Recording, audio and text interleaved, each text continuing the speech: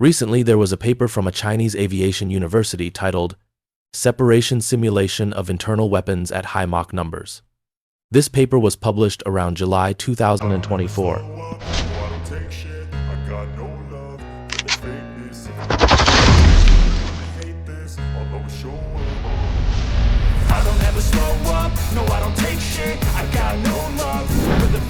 There are some interesting figures in it. First, the data involves simulations of internal weapons separating from the aircraft at 4 Mach and 2 Mach. The missile length is about 4.6 meters, and the missile diameter is about 0.5 meters.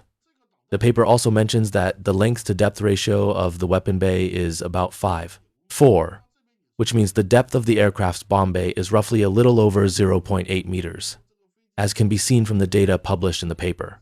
This missile is likely intended for several of our country's existing aircraft, basically serving as a missile for the J20 and J35. As for the H-6 bomber, its bomb bay far exceeds the size of this missile.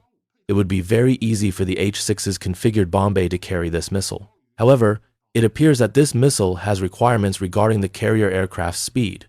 As we can see, the paper primarily discusses its separation at speeds of 2 Mach and 4 Mach.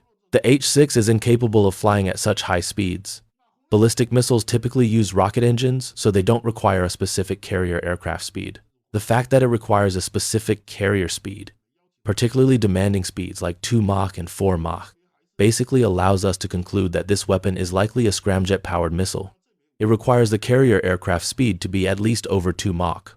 Currently, among domestic aircraft with internal weapon bays and capable of exceeding 2 Mach, the most clearly identifiable is the J20. As for the Air Force version of the J35, its maximum speed exceeding 2 Mach probably isn't too much of an issue. However, for the naval carrier-based version of the J35, because its wingspan is increased, the wing area also increases, which equates to an increase in the aircraft's wetted area. Inevitably, its supersonic drag becomes greater, so it's hard to say for sure if it can exceed 2 Mach. Of course, this missile is still at the paper stage in 2024. One might ask if the missile's engine could be improved, particularly since, after separating from the bay, it still needs a rocket booster for a certain distance. Could improvements to the rocket booster fuel or the rocket engine itself increase its speed, thereby lowering the speed requirement for the carrier aircraft? Even considering the naval J35, its speed probably won't differ too much from the Air Force version, so there is still significant hope. You might ask, could this missile be intended for a 6th-generation aircraft? Well, currently speaking, an aircraft like the J36 would likely have a main bomb bay much larger than this missile. The reason for limiting the length to 4.6 meters is largely because it's aimed at use by aircraft like the J20, J35, and J50. As for the J50 currently, its bomb bay depth is uncertain, but its length should be roughly similar to the J20's. I'm not sure if the depth of the older version J20's bomb bay is sufficient, but the new version J20 might potentially be able to carry this scramjet missile internally in the future. Whether it's the J20, J35, or J50, their ground attack and anti-ship strike capabilities would be greatly enhanced. Moreover, this missile appears very capable. As we know, the US's previous AGM-183 AARRW air-launched rapid response weapon hypersonic boost glide vehicle could not be carried internally in the F-35's weapon bay. Besides the B-52, the F-15EX could carry it. While this project was reportedly canceled, there are rumors it might have been recently revived, but it's unclear if it will truly survive. However, its warhead contained only 22 kilograms of explosives, which is particularly low yield. Attacking ground infrastructure targets would be largely ineffective, like scratching an itch from outside the boot. Its warhead yield isn't even as high as the HARM missile's warhead. In contrast, our new missile's warhead appears much larger than the AGM-183A's warhead. I personally estimate at least over 100 kilograms, making its destructive power quite significant. Furthermore, being a hypersonic weapon for attacking enemy surface vessels with accurate targeting, a single hit would likely be sufficient. It might not necessarily sink the target, but it could certainly mission kill it by destroying its propulsion. This is well within its capabilities. Therefore, if this missile enters service, it would greatly increase the threat posed by the J20, J35, and J50 on the battlefield. When an adversary sees a J20, J35, or J50, they would have to seriously question whether it's truly coming for ground attack or anti-ship strike, or if it's coming for air combat. The paper also indicates that besides the 2 Mach condition, the ideal state for launching this missile is at 4 Mach. As we know, among our country's currently manufactured and publicly disclosed aircraft, there seems to be no such aircraft capable of flying over 4 Mach while also having an internal weapon bay. Coincidentally, some time ago, a popular online source exposed photos of a new aircraft at a certain base in our country. It appears this aircraft has no cockpit and should be an unmanned aerial vehicle, UAV. As we know, the earlier WZ-8 aircraft actually entered service relatively early, even before the J20. At that time, the country's engine technology was lacking, so to achieve high-speed penetration of U.S. air defense networks, it used rocket engines. We can clearly see the WZ-8 has 2 engine nozzles. These 2 nozzles essentially mean it uses one rocket motor for the outbound flight, ignites the other for the return flight. Under these circumstances, using rocket engines and the aircraft itself not being too large, it is carried aloft and launched by the H-6 bomber. It only has reconnaissance capability and essentially no combat strike capability. Moreover, because it uses rocket engines, its loiter time over the battlefield is actually very short. It's fair to say it has virtually no loiter time. It locates the target, sends the time-sensitive targeting information back to base, and then the aircraft returns. Therefore, there was no need to equip it with a weapon bay. Judging from the newly exposed aircraft, it probably does not use rocket engines.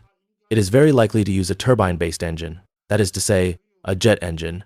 This aircraft clearly has a highly swept wing and a very small wingspan, indicating it should be a high-speed aircraft. Its emergence is likely intended to replace the WZ-8. As for whether this aircraft can achieve hypersonic flight, I initially thought it might be capable, but upon further consideration, it seems less likely. Because to achieve hypersonic flight without rocket engines, you can only use scramjets, which presents significant difficulties for takeoff.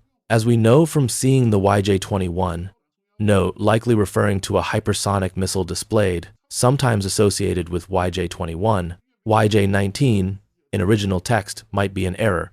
In the parade, it requires a rocket booster. If you consider using a variable cycle engine, it's very difficult for a turbojet to reach the speed where a scramjet can ignite. The engine design difficulty becomes very high, requiring 2 mode transitions. First from turbojet to ramjet mode, then from ramjet to scramjet mode. I feel this level of difficulty is immense. Later I discussed with relevant domestic personnel. Actually, concerning missile interception within the country, it's said that intercepting supersonic targets is still very difficult if they have strong maneuverability and can change trajectory multiple times. Domestically, they found that intercepting the YJ-20, note, this is unclear, possibly a typo or internal reference, not matching known missiles like YJ-12 anti-ship missile or PL-15 air-to-air missile. Intercepting a YJ-12 ASM might be referenced. The comparison is puzzling. Is easier than intercepting the YJ-12. Note, likely referring to the YJ-12 anti-ship missile, meaning the YJ-12 is relatively harder to intercept. This is a very interesting phenomenon. Therefore, a notable characteristic of this aircraft, besides its very small wingspan and rearward positioned wings, is that it has vertical tails. So currently, it seems its battlefield maneuverability shouldn't be too poor. By being able to change its flight path multiple times, combined with its high speed, the difficulty for an adversary to intercept this aircraft would be relatively high. Judging from the airfield photos, the aircraft size is not small either. Therefore, it's highly possible that its operating principle would be similar to the J58 variable cycle engine used on the US SR-71 Blackbird from the 1,960 seconds, which was a combined turbojet-ramjet engine. Its maximum speed should exceed 4 Mach, but probably not exceed 5 Mach. It would achieve greater survivability on the battlefield through enhanced maneuverability. Unlike the original WZ-8, which, besides flying fast, used rocket engines, if it performed many maneuvers, its speed would drop significantly, making it easy to shoot down. This new aircraft, because it uses either ramjet or turbojet engines, can maintain its energy much better than a rocket engine.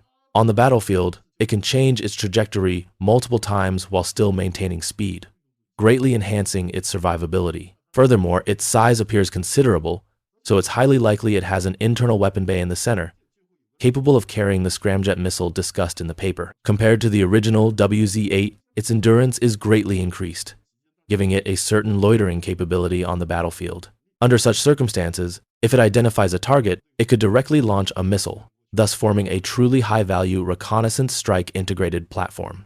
Therefore, the exposure of this paper allows you to indirectly assess the approximate performance of this aircraft.